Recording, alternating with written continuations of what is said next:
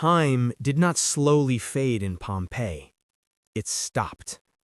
In the summer of 79 AD, beneath the shadow of a quiet mountain, life felt ordinary. Merchants opened their shops, bakers prepared bread in stone ovens, children played in courtyards. Wealthy Romans relaxed in bathhouses painted with vibrant frescoes. No one knew that the mountain watching them was not just a mountain, it was a ticking clock. That mountain was Mount Vesuvius, and when it woke up, the Roman world changed forever. At first, it wasn't fire, it wasn't lava, it was a sound, a deep rumble from beneath the earth. Some residents paused, others ignored it. Small tremors had shaken the region before. Earthquakes were not unusual. In fact, 17 years earlier, a major quake had already damaged much of the city. But this time was different. By midday, a towering column of ash and gas exploded into the sky, rising nearly 20 miles high. Imagine looking up and seeing a black cloud shaped like a pine tree swallowing the sun. Day turned to twilight, then twilight turned to night.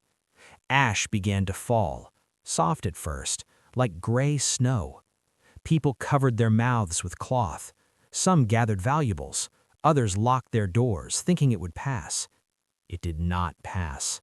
The ash grew heavier. Rocks called pumice began crashing through rooftops. The air thickened. Breathing became difficult. Families hid indoors, believing stone walls would protect them. But the weight of the falling debris collapsed ceilings. Streets filled waist-deep with volcanic rubble. Escape became nearly impossible. And still, the worst had not yet arrived. Hours later, as panic spread through the city, a new horror formed at the base of the volcano. A pyroclastic surge, a rolling avalanche of superheated gas, ash, and debris. It moved faster than a hurricane, hotter than a cremation oven. When it reached Pompeii, there was no warning, no final scream, no last prayer. The temperature may have exceeded 500 degrees Celsius. In an instant, lungs burned, brains boiled, muscles contracted from the heat. Many died where they stood. Others were frozen mid-motion, reaching for loved ones, shielding children, trying to flee. Time stopped in that exact second.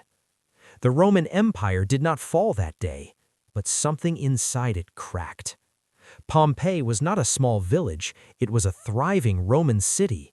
Its streets were paved, its homes decorated with intricate mosaics, its walls painted with vivid art. Graffiti revealed jokes, political slogans, even complaints about bad wine.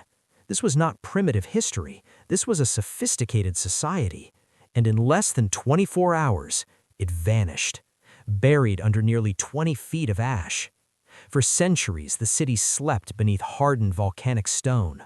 Farmers plowed fields above it, unaware of what lay below. The Roman Empire itself eventually collapsed. Kingdoms rose and fell. The Middle Ages passed. Still, Pompeii remained hidden. Until 1748, when workers digging near Naples struck something unusual. Walls, statues, voids, and hardened ash. Excavations slowly revealed an entire frozen city. Archaeologists discovered something chilling. Empty spaces in the ash shaped like human bodies. When plaster was poured into those voids, it formed casts. The final moments of Pompeii's citizens were captured in haunting detail. A mother curled around her child, a man covering his face, a dog chained and unable to escape. It was not just destruction, it was preservation. Because of the ash, organic materials survived. Wooden doors, food left on tables, loaves of bread still inside ovens, even writing on walls. Pompeii became a time capsule of the Roman world. It revealed how ordinary people lived, not just emperors and generals. It showed us daily life, diet, fashion, politics, religion. Ironically, the disaster that erased the city is the reason we understand it so clearly today. But there is still mystery. Why did so many remain? Why didn't everyone flee at the first sign of eruption? Some historians believe confusion played a role. There was no scientific understanding of volcanoes, no warning systems, no evacuation plans. Others suggest loyalty to property.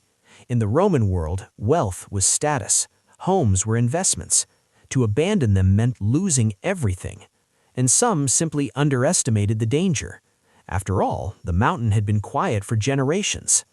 When people think of Pompeii, they imagine lava rivers swallowing streets.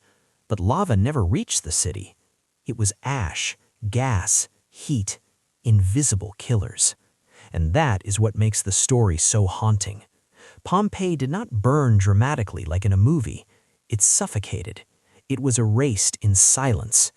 Even today, standing in the ruins of Pompeii feels unsettling. You can walk the same streets, see wheel ruts carved into stone by ancient carts, stand inside homes with painted walls still visible. It feels less like visiting ruins and more like intruding on a paused world. The eruption of Mount Vesuvius did more than destroy a city. It created one of the most important archaeological discoveries in human history. It reshaped how we understand the Roman Empire. It revealed the fragility of civilization. And it reminds us of a simple truth. No matter how powerful an empire becomes, nature does not care. On that day in 79 AD, time stopped for thousands. But for us, it started. Because Pompeii allows us to look directly into the ancient past, not through legend, not through myth, but through preserved reality. The city that died became immortal. And that is why Pompeii remains one of the most haunting chapters in human history. Time stopped, but the story never did.